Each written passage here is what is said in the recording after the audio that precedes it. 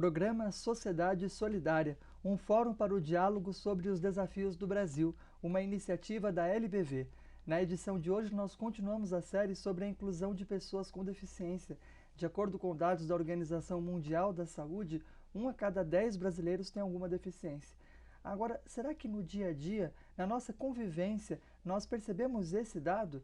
Será que 1 a cada 10 pessoas que convivem conosco nas ruas, nos ambientes de trabalho, nas escolas, tem alguma deficiência? Hoje falaremos especialmente sobre a inclusão dessa parcela importante da população brasileira nos espaços educativos, culturais, de entretenimento. Quem conversa com a gente sobre este tema é uma especialista, a doutora Amanda Fonseca Tojal. Ela é museóloga, educadora de museus, consultora em acessibilidade e programas de ação educativa para públicos especiais em museus e instituições educativas, também doutora em ciência da informação pela USP. Bom, primeiramente agradecemos em nome da LBV pela doutora ter gentilmente aceito o nosso convite, estando aqui hoje para falar sobre esse tema tão importante. Seja sempre muito bem-vinda. Muito obrigada, Daniel. Queria agradecer o programa Sociedade Solidária, o convite. Temos muitas coisas importantes para falar hoje. Bom, para começar, a doutora tem participado aí de uma série de eventos, de encontros voltados justamente para a acessibilidade nesse espaço. Como especialista na área, como a senhora vê? Esses locais hoje estão aptos a receber as pessoas com deficiência?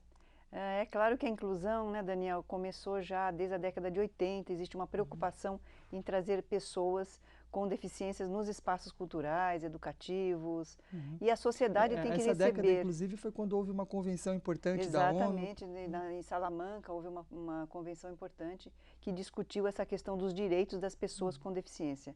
A partir daí, as coisas começam a melhorar lentamente.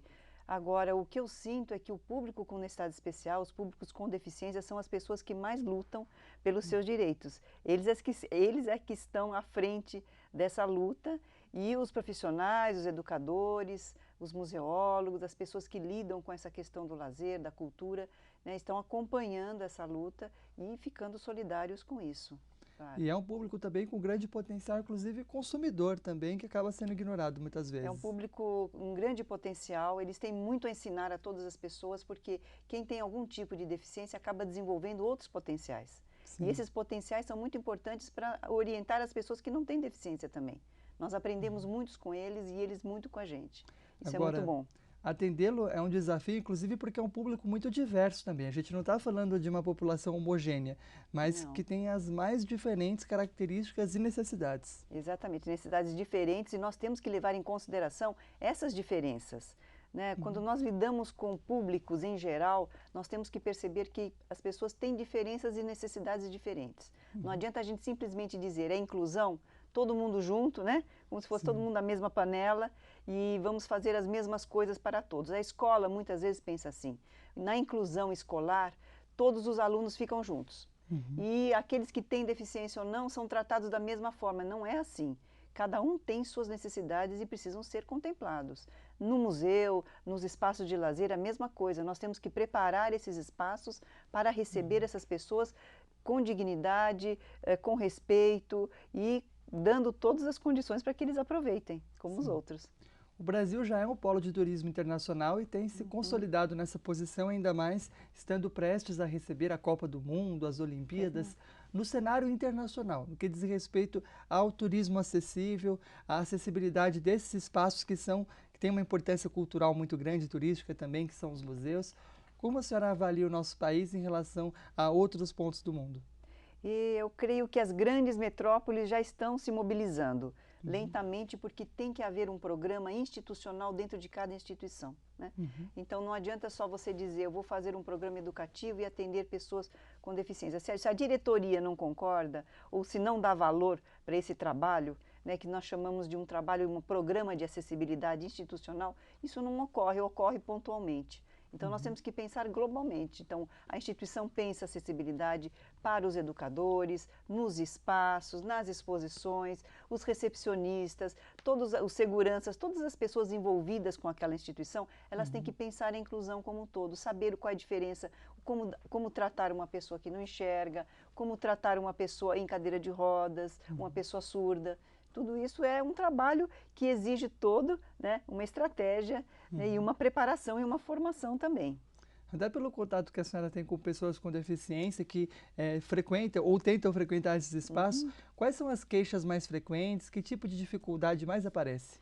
Então, começa a dificuldade pela entrada. Muitas vezes a entrada para pessoas em cadeiras de rodas não é a entrada padrão, principal do público geral. E eles reclamam, por que eu tenho que entrar pelas portas dos fundos? Né? Por que eu tenho que buscar um outro caminho para entrar? A segregação começa aí. Começa aí. A segunda questão de comunicação. Uma bela exposição com obras que uma pessoa, por exemplo, em cadeira de rodas não enxerga, uma pessoa cega não tem contato nenhum para poder tocar, para poder manipular, ela precisa das mãos, do tato, do ouvido para poder entender. Não adianta você chegar com uma pessoa cega numa exposição e ficar contando o que tem. Para contar o que tem não precisa ir para a exposição.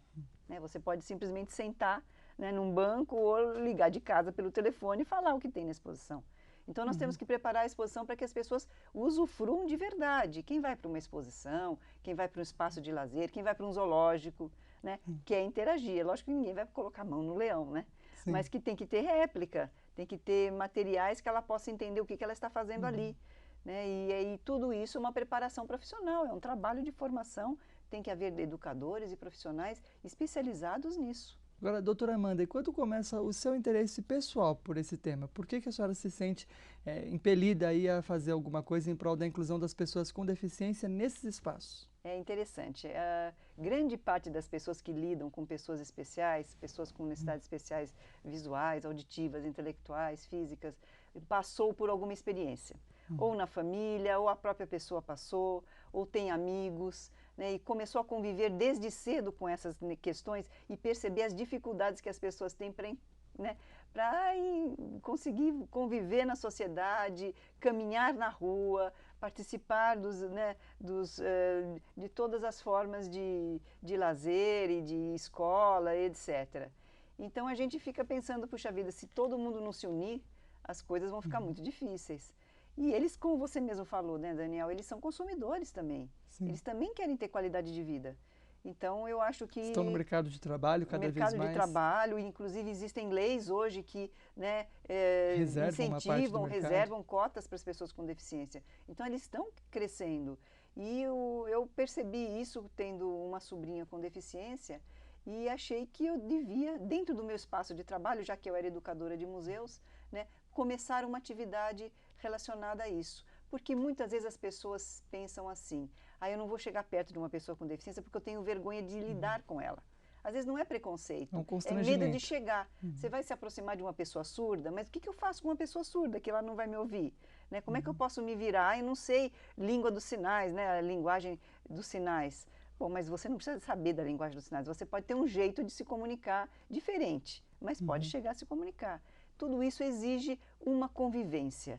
E eu percebi que os museus precisam ter profissionais que vão auxiliar os outros profissionais do museu a entenderem que é possível essa comunicação. Né? Isso é muito importante.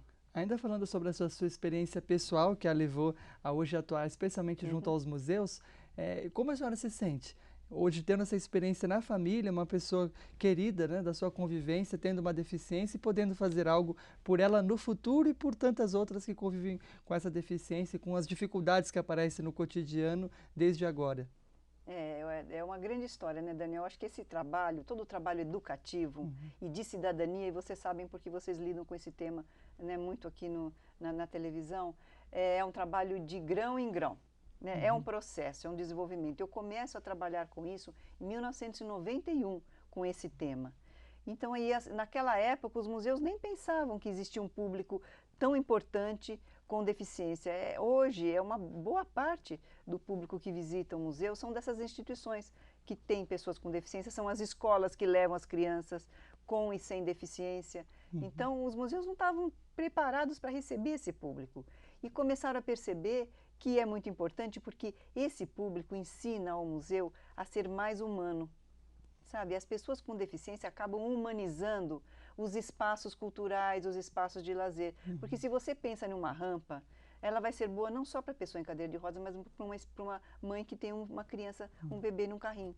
Né? Uma idosa que precisa caminhar mais devagar, com uma muleta, uma pessoa que está com o pé quebrado. Então, a cidade começa a se humanizar, os espaços começam a se humanizar no momento em que você pensa nos outros, naquelas deficiências dos outros, acaba gerando, né, um bem-estar para todos, não é? E é justamente sobre como esse humanizar pode fazer parte do nosso cotidiano que a gente fala no próximo bloco. O programa Sociedade Solidária destaca hoje a inclusão social e a acessibilidade nos museus e instituições educativas, culturais, de entretenimento e lazer para pessoas com deficiência. Conversamos com a doutora Amanda Fonseca Tojal, museóloga e educadora de museus. A gente vai para o breve intervalo e já volta.